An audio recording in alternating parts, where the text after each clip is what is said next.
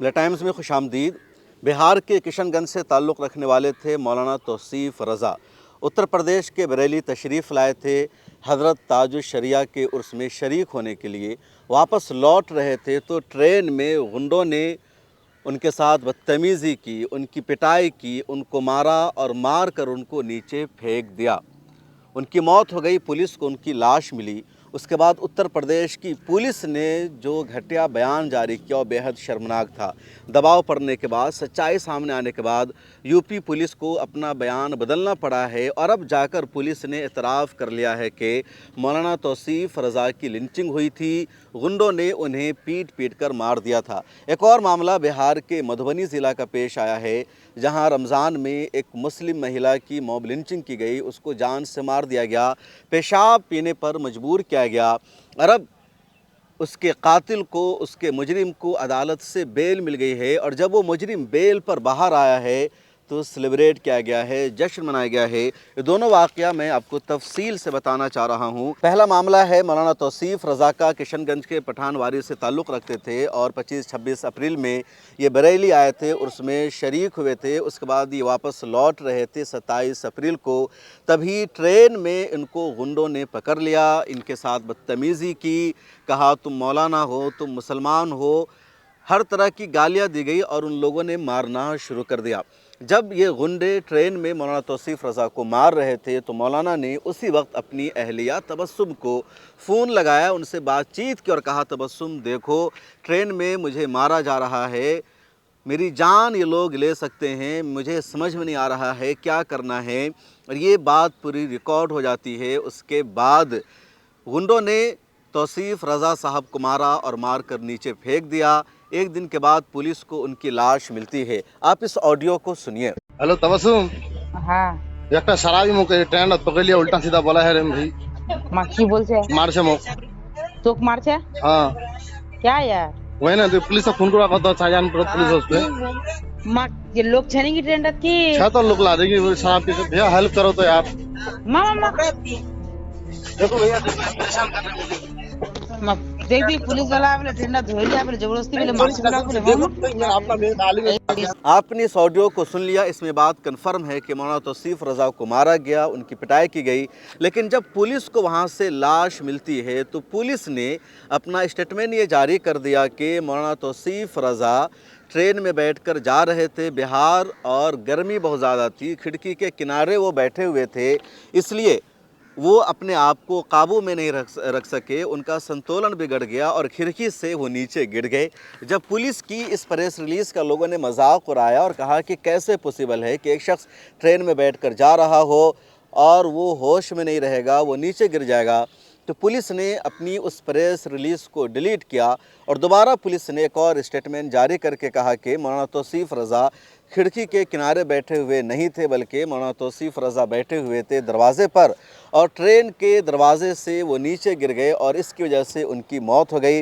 लोगों ने इसको भी काउंटर किया, ख़ासतौर पर द ऑब्ज़र्वर पोस्ट के फाउंडर और सहाफ़ी हैं मीर फैसल, उन्होंने काउंटर किया और पुलिस को लंबा चौड़ा पोस्ट लिखा ट्विटर पर उन्होंने और कहा कि ऐसा कैसे पॉसिबल है कि एक शख्स ट्रेन में खिड़की के किनारे बैठा हो और वो नीचे गिर जाए, या फिर पुलिस का ये बयान कि वो दरवाज़े पर बैठा हो और नीचे गिर जाए। बाज़ाब्ता ऑडियो मौजूद है, रिकॉर्डिंग मौजूद है, उसकी पिटाई की गई है। घर वाले ये एतराफ़ कर रहे हैं, पूरा इंटरव्यू घर वालों का सामने आ चुका था। उसके बाद अब पुलिस ने अपना एक वीडियो बयान जारी करके एतराफ़ किया है कि मौलाना तौसीफ़ रज़ा के साथ ट्रेन में मारपीट हुई थी। सुनिए बरेली पुलिस को। दिनांक 27 अप्रैल 2026 को प्रातः 7:25 पर पालपुर फाटक, थाना कैंट, जनपद बरेली में रेलवे लाइन से सटी हुई एक बॉडी की सूचना कंट्रोल रूम को रेलवे कीमैन के द्वारा दी गई। थाना पुलिस मौके पर पहुंची और बॉडी की शिनाख्त Tausif Raza son of Abul Hussain, resident of Pathamari, Kishanganj, Bihar के रूप में हुई। मृतक के फोन के द्वारा उसके परिजनों और लोकल कॉन्टैक्ट्स जो बरेली के हैं, इनसे संपर्क किया गया। पंचायतनामे की कार्रवाई के उपरांत पोस्टमार्टम भी कराया गया। परिजनों को बॉडी सुपुर्द की गई। जब परिजन किशनगंज से आए तब तक परिजनों को ट्रेन से गिरकर एक्सीडेंट लग रहा था, किंतु आज परिजनों द्वारा ट्रेन में मृतक के साथ मारपीट की आशंका जताई जा रही है। हमारे द्वारा परिजनों जो कि किशनगंज बिहार में रहते हैं उनसे वार्ता की गई है और तहरीर प्राप्त होने पर आवश्यक विधिक कार्रवाई सुनिश्चित किए जाने हेतु उनको अवगत कराया गया है। बरेली पुलिस को आपने सुना, पुलिस ने अब जाकर इतराफ़ कर लिया है कि पालपुर स्टेशन में ये सब हुआ। फाटक के नज़दीक उनकी लाश मिली। मौलाना तौसीफ रज़ा की अहलिया का भी वीडियो बयान आया है। ये है मौलाना तौसीफ साहब, उनकी बीवी है। कैसे क्या हुआ है बताइए तो मौलाना तौसीफ के साथ। देखिए वो ट्रेन में चढ़ के मेरे पास कॉल किए थे जी। वो डायरेक्ट मुझसे कह रहे हैं कभी सुन देखो कोई मुझे पकड़ रहा है, मुझसे जबरदस्ती कर रहा है, मुझे मार रहे हैं। मैंने कहा ट्रेन में कोई नहीं है, उनसे मदद मांगी है। वो बोला आपको क्यों मारेंगे? तो बोले मैंने ट्रेन से लोगों से कहा देखिए भाई मेरी मदद कीजिए। तो भैया मुझे जबरदस्ती मार रहे हैं, मेरा कोई कसूर भी नहीं है। वो जो उन्हें मार रहे थे वो उनसे कह रहे कि देखिए ये चोर है, चोरी करने के लिए चोरे हैं। अच्छा, आपको वीडियो कॉल में उनका हाथ देखिए जो मारते हुए देखे आप? हाँ मैंने उनका हाथ का एक झलक देखा था, उनका कॉलर पर की सीट है, पूरा फेस नहीं देखा। फेस नहीं, मोबाइल अपने ही फेस की तरफ कर रखा था किसी। अच्छा, कहाँ से आ रहे थे वो? बरेली से सिवान के लिए। अच्छा, मार के उनको फेंक दिया गया ट्रेन से? मार के फेंक दिया गया है कि उनको ट्रेन से उतार के मार के वहाँ पर। कितने तारीख का घटना है? 26 तारीख। अच्छा, कोई साथ में था उनका? अकेले थे। अच्छा, और ये पुलिस वाला क्या बताए? पुलिस वालों ने तो यही कहा कि वो ट्रेन से गिर गए हैं सामान, अपने सामान के साथ, मोबाइल के साथ। अच्छा, मतलब उनको मार के फेंक दिया गया है ना? हाँ, दाढ़ी टोपी की वजह से? गाड़ी टोपी की वजह से भी हो सकता है, क्या पता वो जिस्मानी भी हो सकती है। इस पूरे वाक़े के बाद असदुद्दीन ओवैसी ने इस पर आवाज़ उठाई है। इसी तरह इमरान प्रतापगढ़ी ने आवाज़ उठाई है। AIMIM के बिहार में सदर हैं अख्तरुल इमान साहब, उन्होंने एक वीडियो जारी करके बिहार सरकार से मुतालबा किया है कि इनको मुआवजा दिया जाए। उसके अलावा यूपी सरकार से बिहार की हुकूमत बातचीत करे और प्रशासन पर दबाव बनाया जाए कि पूरी CCTV की फ़ोटेज निकाली जाए, तफ्तीश की जाए कि किन लोगों ने मौलाना तौसीफ रज़ा पर हमला किया था और उन तमाम लोगों के ख़िलाफ़ एक्शन लिया जाए। अब उम्मीद यह है कि यूपी पुलिस FIR दर्ज करेगी और इनके ख़िलाफ़ कार्रवाई की जाएगी। सुनिए अख्तरुल ईमान को। ये बात हमारे लिए, मिल्लत इस्लामिया के लिए, इस मुल्क के लिए निहायती अफसोस और निदामत का है कि रोज बरोज मुसलमानों के ताल्लुक से इस मुल्क में नफरत की हवा तेज होती चली जा रही है। मोदी जी और योगी जी की सरकार में मुसलमानों का जीना गोया मुश्किल हो गया है।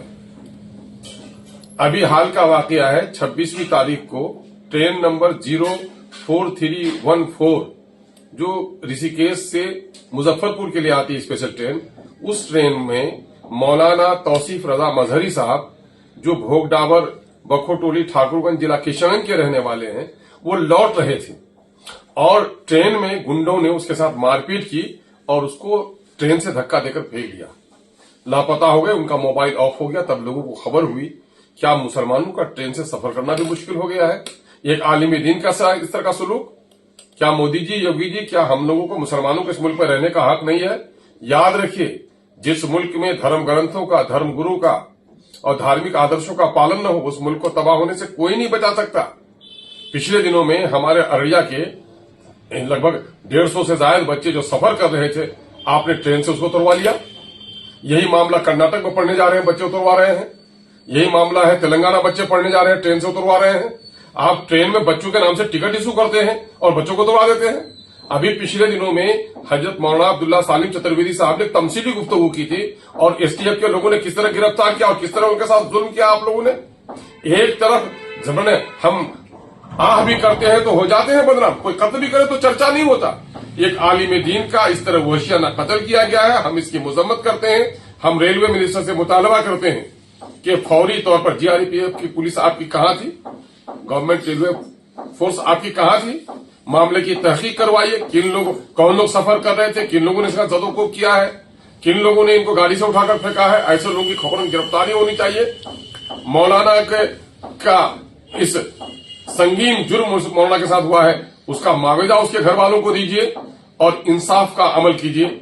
और हम आपसे मुतालबा करते हैं, खासकर हम देश के प्रधानमंत्री से, कि मुसलमानों की तो जो नफरत की हवा फैलाई जा रही है, अगर इस नफरत की आग को आपने बुझाने का काम नहीं किया मुसलमानों का नहीं सिर्फ देश का नुकसान होगा, ये अच्छा नहीं है।